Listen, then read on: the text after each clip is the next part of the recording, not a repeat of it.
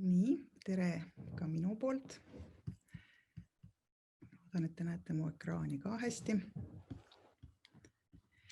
Minu nimi on Kiina Metsalu ja ma teen siit sellise kiire 180-kraadise kannapöörde eelmisele teemale, et kui eelmine teema oli sellisest vaimsest maailmast, siis mina võtan üle täiesti maise teema. Ja räägime siis natukene hoopis asjadest meie ümber ja kuidas need disainitud on. Et alustuseks võib-olla räägimegi sellest, et mida üldse disain kui selline mõiste tähendab.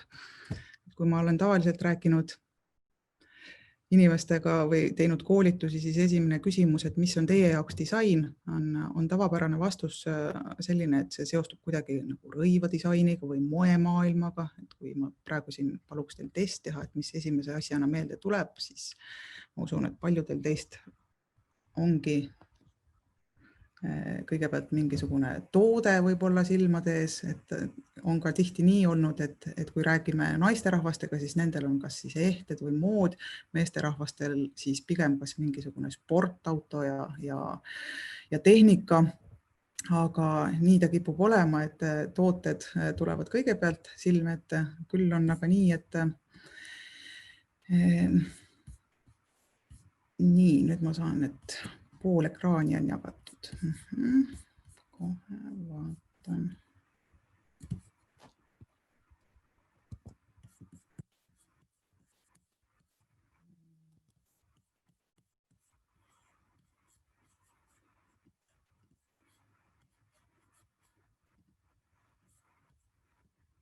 Nii, kas nüüd on hästi ekraan nähtav?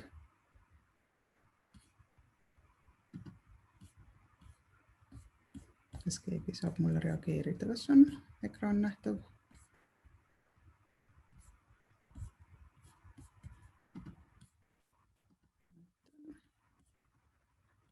Aitäh!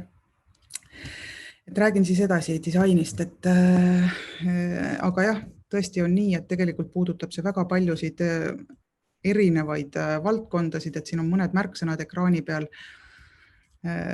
mis võib-olla siis rohkemaid võib kuidagi kõnetada ja on veebidisain ja on interaktsioonidisain ja tihti räägime ka teenuse disainist ja süsteemide disainist. Et kui me vaatame ümberringi, siis kogu maailm on tegelikult disainitud.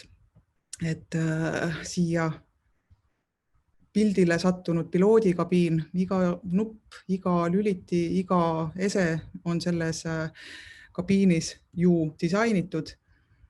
On ka nii, et tegelikult selle lennundusega seotud on ka see disainitud, mida lennukis süüa pakutakse, kuidas reisijatevõdu üldse on korraldatud, kuidas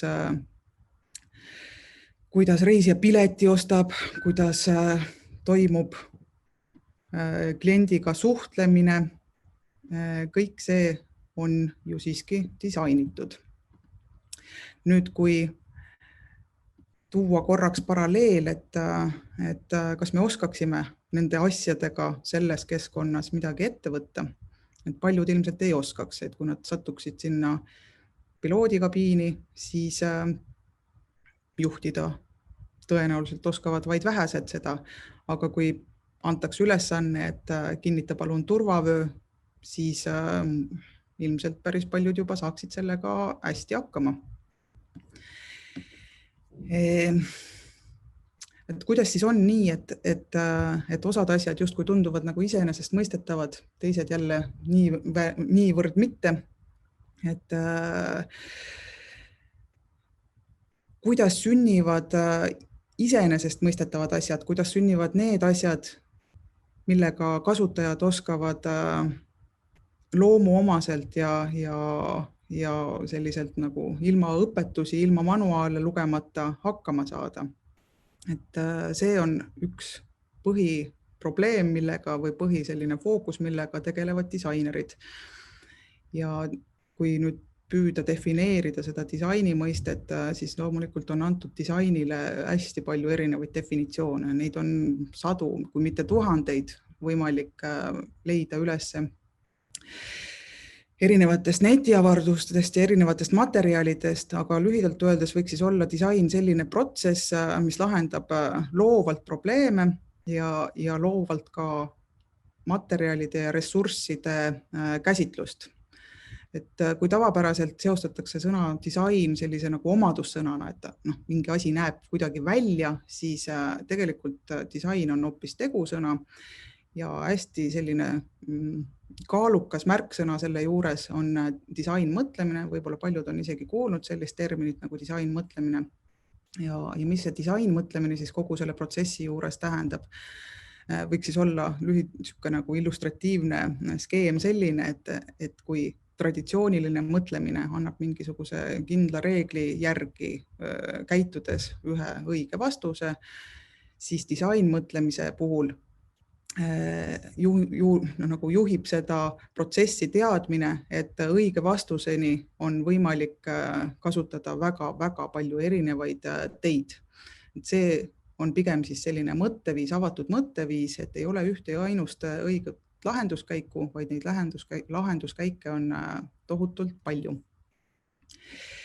Nüüd, kui disainiprotsessist rääkida natukene teoreetiliselt, võib-olla natuke keerulisemalt, siis jaguneb ta laias laastus kahte ossa, et üks pool tegeleb siis sellega, et miks ja kellele üldse lahendusi vaja on ja teine pool tegeleb sellega, et kuidas neid lahendusi luua. Mõlemad protsessi pooled on väga loomingulised ja mõlemad pooled tegelevad siis selle sama mõtteviisiga, et neid lahenduskäike on väga palju. Nüüd, kui me tahaksime rääkida veel innovatsioonist ja kuidas sünnivad uudsed ja huvitavad innovatiivsed lahendused, siis me peaksime pakkuma neid lahendusi välja ka uutmoodi ja uutele lahendustele viib selline avatud mõtteviis ja disainmõtlemise protsessis on hästi kaalukas osa selles protsessis selline kasutajasõbralik lähenemisviis. Ehk siis märksõna inimkesksus on üks oluline tegur kogu disainiprotsessi juures. Mis tähendab inimkesksus? Et me enne rääkisime ka inimestest eelmine loeng ja inimese keskusest, aga mis tähendab disainiprotsessis inimkesksus? Et võib-olla üks hea ja ilmekas näide siin puhul on selline, et kui me kujutame ette mõnda linnaparki, näiteks vaatate pealt ühte hästi kujundatud linnaparki, siis tihtipeale on sinna kujundatud sellised ilusad lillepeenrad ja ka jalgrajad. Et kui nüüd vaadata seda tervikuna või seda kavandi pealt, siis ta tõepoolest võibki olla selline terviklik ilus muster ja koosneda mitmetest elementidest, mis tervikuna on visuaalilt väga tore. Aga mis juhtub näiteks siis, kui ta on paigutatud see park näiteks kahe mingisuguse tihedalt asustatud magistraali vahele, siis on võimalik väga-väga tihti näha, et tekivad nendesse mururibadesse või muruplatsidesse ka sisse tallatud rajad. Ja seal on nüüd siis see koht, kuhu tahab inimene loomuomaselt minna. Et tihtipeale on nii, et sinna võib ka teha mingisuguseid hoiatavaid silte, et ära astu murule või kasuta jalgrada. Kunagi oli ju lausa mingi multikas, kus öeldi, et see, kes murule astub, on otsu, aga inimesed loomuomaselt armastavad siiski võtta lühemaid ja lihtsamaid variante kõikide saadaval olevate lahenduste seast ja nii siis võibki võtta aluseks selle, et inimene on inimene ja ta tahab lõigata otse ja kui me tahame jõuda heade lahendusteni disainimaailmas, siis me võiksime juba eos teha kõik lahendused sellised, et see olekski kõige otsem, kõige mugavam tee. Kui nüüd siin kuulajate seas, ma olen kindel, et on ka ettevõtjaid ja kes on näiteks kokku puutunud äriplaani kirjutamisega või oma mõne muu projekti elluviimisega, siis tihtipeale on esimene küsimus see, et kes on sinu klient.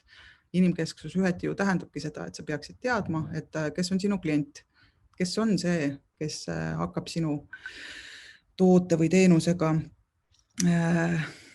suhestuma ja kellele seda lahendust pakud. Ja tihtipeale on see nii, et küsitakse, eks ole, selliseid raamistavaid küsimusi, et kui vana ta on ja kui, mis soost ta võib-olla on ja mis on tema siis selline sissetulekuallikas ja võib-olla üht-teist veel. Aga kas see on võimalik võtta aluseks lahenduste loomisel, kas selle paari reaga on võimalik kirjeldada sinu kliendi soove, vajadusi? Et kas neil kõigil siis sellel samal ühisel vanusegrupil näiteks on ühised soovid ja vajadused ja eesmärgid elus. Et siia selle slaidi peale ma olen pannud ainult ühe murdosa loeteludest, mis võiks, ma ei tea, kirjeldada mõnda kasutajat, mõnda inimest. Aga kõik muu, mis on taustal, mida ei ole võimalik võib-olla sellise ankeetvormis kirjeldada, on oluliselt suurema tähtsusega, kui tahame inimkeskseid lahendusi luua. Siin tahan tuua ühe sellise näite omaenda koolipõlvest, kus ma töötasin, õppisin ühes rahvusvahelisel õppekaval, kus minuga koos saime ühe sellise hästi kiire väikse disaini ülesande, kus kästi luua alkomeeter ettevõtete ärikingituseks. See pidi sobima rahvusvaheliselt kõikidele nii-öelda ettevõtetele, pidi seal vastama teatud reeglitele.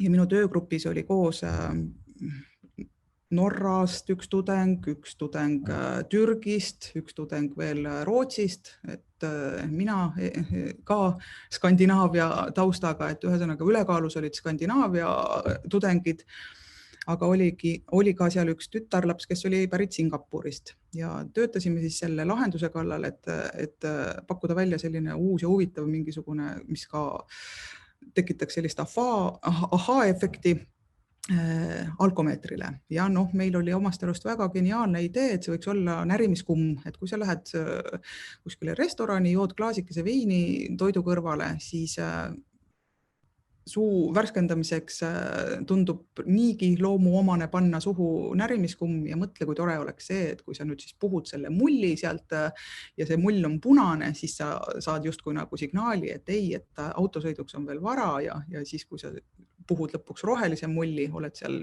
juba tükk aega rõõmsalt aega veetnud ja vestelnud, et kui mull on muutunud roheliseks, et siis me saame justkui nagu autorooli istuda. Ja sellel ideel oli hästi palju selliseid tehnilisi vigasid juba eos ka sees, aga kuna see oli selline nagu ajurünnakuna mõeldud, mitte päriselt kohe teostatava idee, siis me arvasime, et see on vahva ja lõbus ja kindlasti nii-öelda tõmbab pilku, sest sinna nätsupaki peale saab ju kirjutada firma reklaame ja kõik muu tundus nagu tore ja huvitav.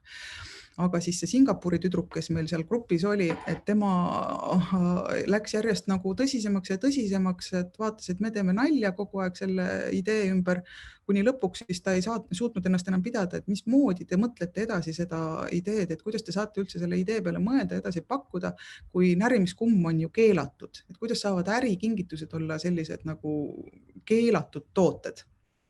Ja sealt tuli selline ühene selline arusaam, et kuigi me mõtlesime, et see kliendigrupp on, eks ole, noor ja see, kes võib-olla nätsu närib ja kes veel käib restoranides ja joht veini toidu kõrvale, siis me ei olnud sugugi mõelnud selle peale, kui suurt rolli mängib see kultuuriline taust. Tõepoolest Aasiamaades osades on närimiskumm täiesti keelatud, et see ei ole sugugi legaalne toode ja nii see idee saigi maha kriipsutatud, sest see ei sobi sugugi igasse rahvusvahelisse kontseptsiooni. Siis selline nii-öelda omal nahal teada saadud tunnetus sellest, kuidas mitmed kihid isiksusest või sellest nii-öelda kliendi taustast võivad hoopis rolli mängida lahenduste pakkumisel, on hea nagu rõhutada seda kohta, kus disainer peab kindlasti, või siin võib-olla kasutan liiga palju seda sõna disainer, aga see kehtib kõikidele lahenduste loojatele, et need kõik protsesse juhivad või üldse välja pakuvad teenuseid, tooteid, muid lahendusi, et lahendus võiks olla pakutud välja ikkagi nii, et ei üritata muuta inimest, kellele lahendust luuakse, vaid see lahendus tuleb luua selle inimese ümber. Ja mis on hästi oluline märksõna järgmine selle inimkeskuse juures on empaatia. Et mida nüüd tähendab empaatia, eriti siis disainimaailmas, et kõik me saame aru, et empaatia tähendab kuidagi on seotud emotsioonidega kindlasti, aga üks näide, et kui inimesed vaatavad Vikerkaart, kui teie seal ekraani taga vaatate seda pilti Vikerkaart, kas me saame olla kindel, et see kõikide jaoks tähendab ühte seda sama. Et kui tuuakse selliseid paralleele, et teeme selle sellise vikerkaare värvilise või et vikerkaare selline, et vikerkaar on rõõmus ja lõbus ja tekitab kõigis ühte sama emotsiooni, et tihti tuuakse selliseid paralleele, et kui me tahame saada mingit objekti mingit moel, et siis kõik saavad üheselt aru, aga näiteks kas värvipimedad suudaksid aru saada ühtmoodi nendest värvitoonidest, mida toob kaasa vikerkaar või kas see üleüldse tähendab kõigi jaoks rõõmusõnumit või siis kiikumine, et kas me saame tuua paralleele, et kiikumine on lõbus, see meeldib kõigile.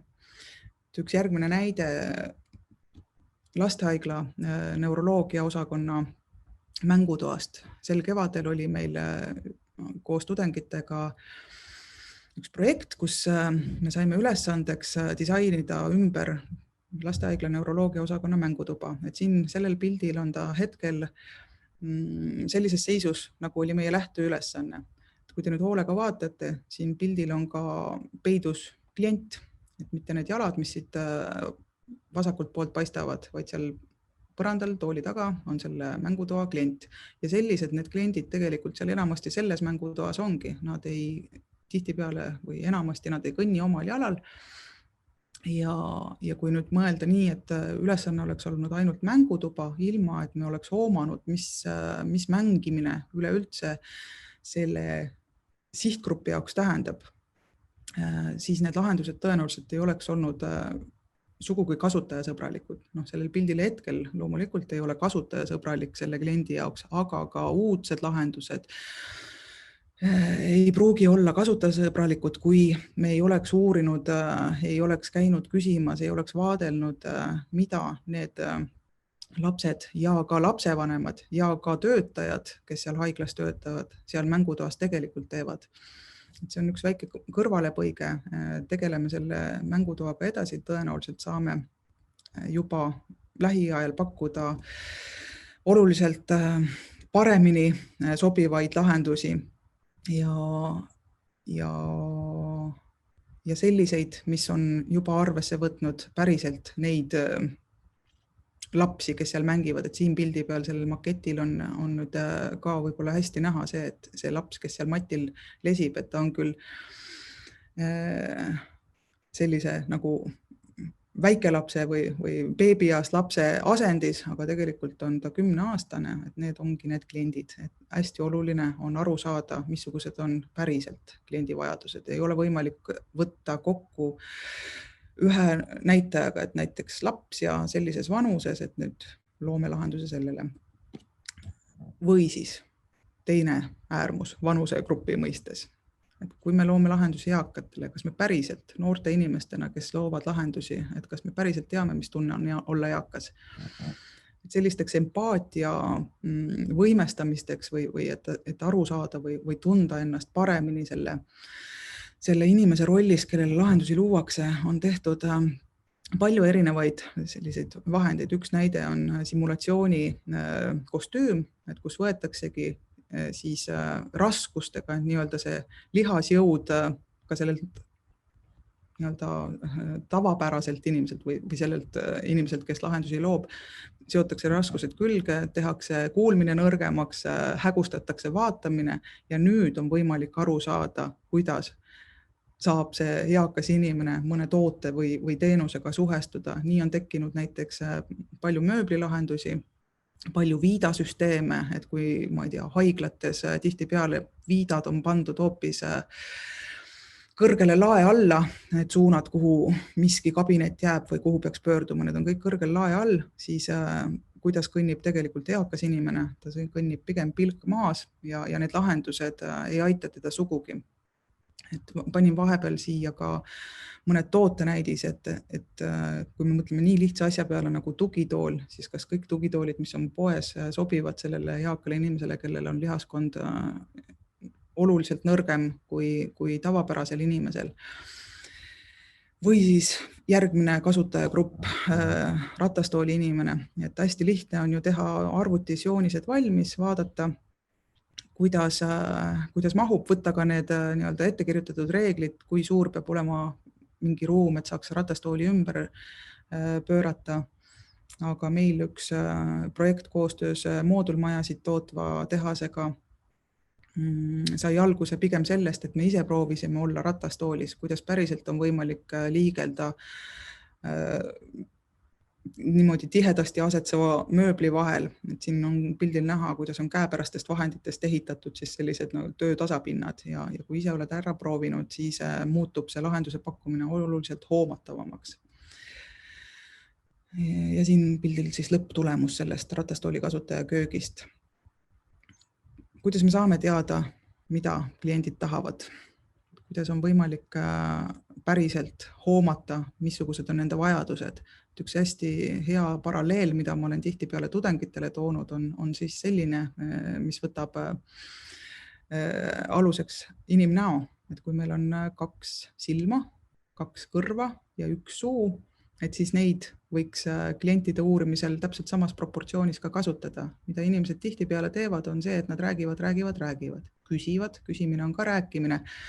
Aga küsides saad sa vastuseid ainult nendele küsimustele, mida sa oled välja hääldanud, mida sa oled küsinud, kui aga proportsioon lükata selliseks, et me rohkem vaatame, me rohkem kuulame ja vähem sekkume sõnaliselt, siis on võimalik oluliselt rohkem infot saada.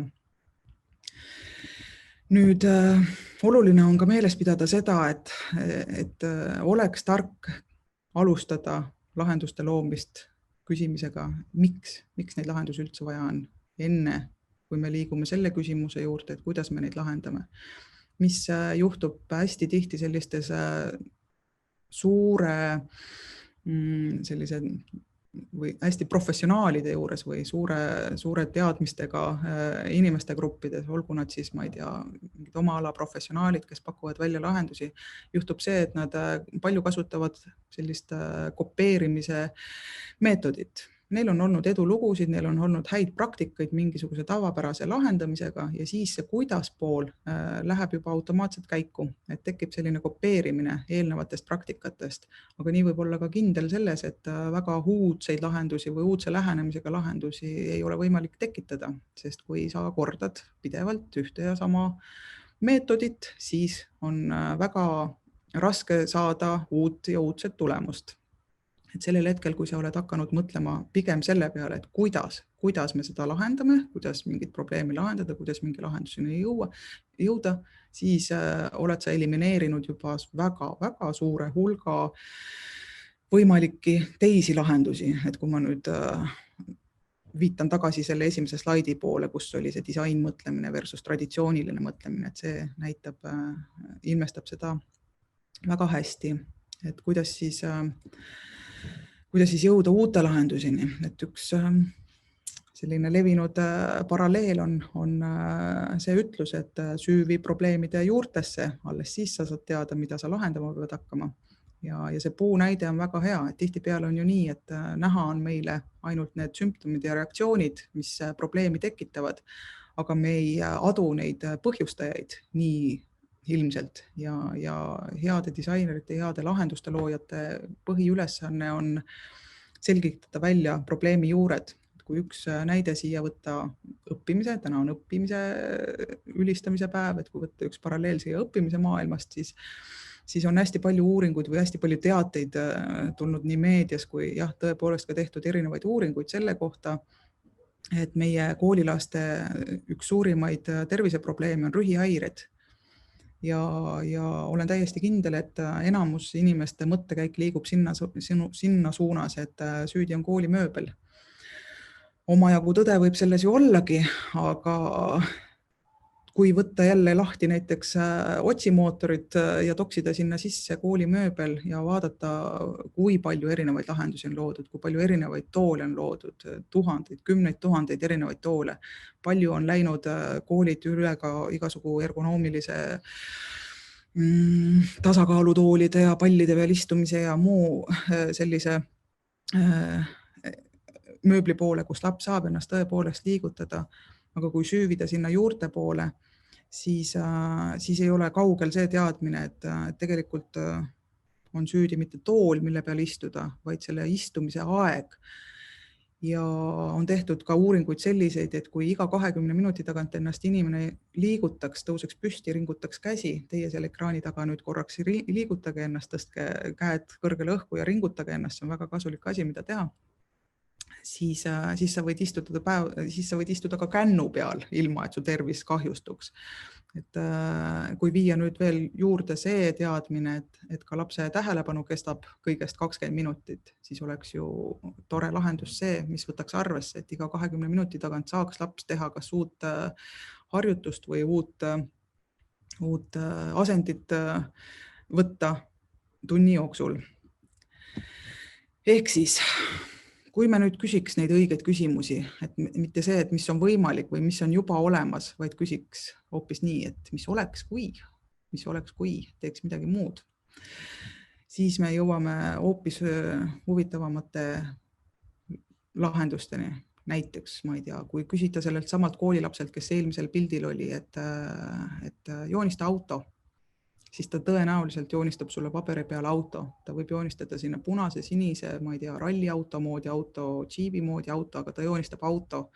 Aga kui küsida näiteks nii, et joonista mingi võimalus, kuidas sa saaksid kodust kooli, siis võib hakata sinna tekkima linnu seljas lendamisi ja ma ei tea, kiviheite vasinaid ja iseliikuvaid teid ja kõiki muid, mis käivitab fantaasia. Kõik oleneb sellest, kuidas me küsime küsimusi. Paar näidet siia lõppu veel.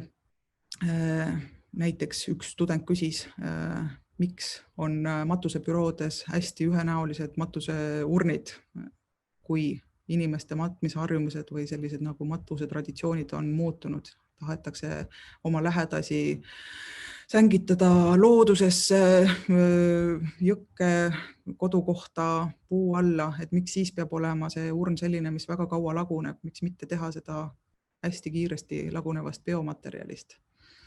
Või siis üks student küsis oma lõputöö raames, et kuidas motiveerida last nii, et ta ei peaks kuulama käsklusi, et tõuse püsti, tõuse kiki varvukile, vaid ta teeks seda nii, et see oleks talle loomuomane. Kõikidele lastele meeldib kukutada asju, kõiki, kellel on kodus väiksed lapsed teavad, et kõige toredam mäng on see, et midagi kukkus. Et nii sündis üks vahva teraapia abivahend terapeutidele, kes tegelevad probleemsete lastega ja aitab ka terapeudi tööd olulisel määral.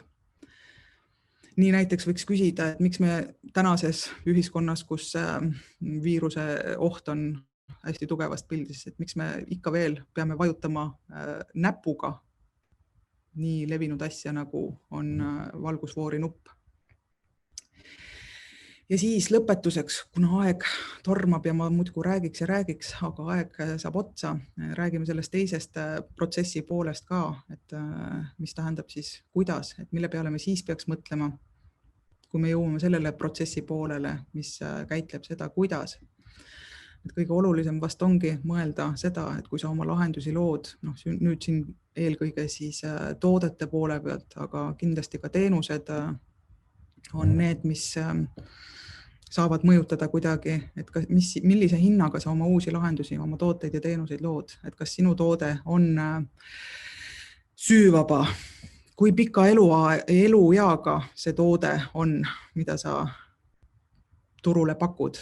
Meie ümber on hästi palju asju, kas neid asju, mida me tahame pakkuda selleks, et ise saada võib-olla mingisugust rahalist hüve, kas neid on vaja ja kui neid on vaja või me tahame siiski turule tulla mõne uue tootega, et kas neid saaks teha mingisugusest sellisest materjalist, mida saab ümber töödelda, mida saab uuesti väärindada, mida juba on eos võetud aluseks see, et me kasutame mingisugust sellist materjali, mida on enne kasutatud.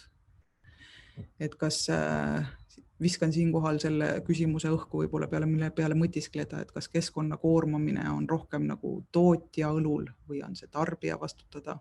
Võiks mõelda natuke, et kas kummal pool kaalukauss on. Aga et lõpetada sellise mõne toreda näitega veel, siis täpselt sellise probleemi üle või sellise nii-öelda mõttekäigu üle mõtiskles meie üks tudeng esimeselt kursuselt, kelle ülesandeks sai lihtsalt mõelda välja uus materjal ja mõelda välja, kuidas seda rakendada. Et tema töötab ühes suurköögis ja nägi, et igapäevaselt jääb järgi hommikusöögilaudadest tohutul hulgal munakoori ja tundus talle selline raiskamine need lihtsalt ära visata ja tegi nendest hoopis sellised ilusad ehted, mis sellel aastal võitsid ka Bruno tootedisaini peapreemia. Ja selle sama kursuse käigus pakuti lahendusi veel ka saepurule, kalanahkadele, munakarpidele, veinipudelikorkidele, kasekoorele ja nii edasi. Et sellised uute materjalide otsimiste püüdlused viivad ka alati hästi huvitavatele teedele. Ja kõige lõpetuseks võikski siis öelda, et isegi kui me mõtleme kõige peale, me kasutame kõiki reegleid, me võtame arvesse kõik kasutaja vajadused, siis see disain märksõna ilma asjata ei tuleta meelde, et sellel on siiski ka see esteetiline väärtus, et siin pildil on lahendus ja lahendus, mis ühest küljest pakuvad täpselt sammu võimalusi sellele kasutajale, kes seda vaja on. Ometi näevad nad välja erinevad, ise saate otsustada, kumb silmale kaunim vaadata on. Aga sellega ma lõpetan. Alguses jäi mainimata see, et igapäevane töö käib minul sellise vahva eriala juures nagu käsitöötehnoloogiad ja disain, mis tegutseb Haapsalus Tallinna Ülikooli osana. Et kellel on huvi jälgida meie tegemisi, siis Instagramis on konto tehnoloogiad ja disain, olete oodatud jälgima. Ja kui on küsimusi, siis võib mulle kirjutada sellel meiliaadressil, mis on siin all toodud. Aitäh!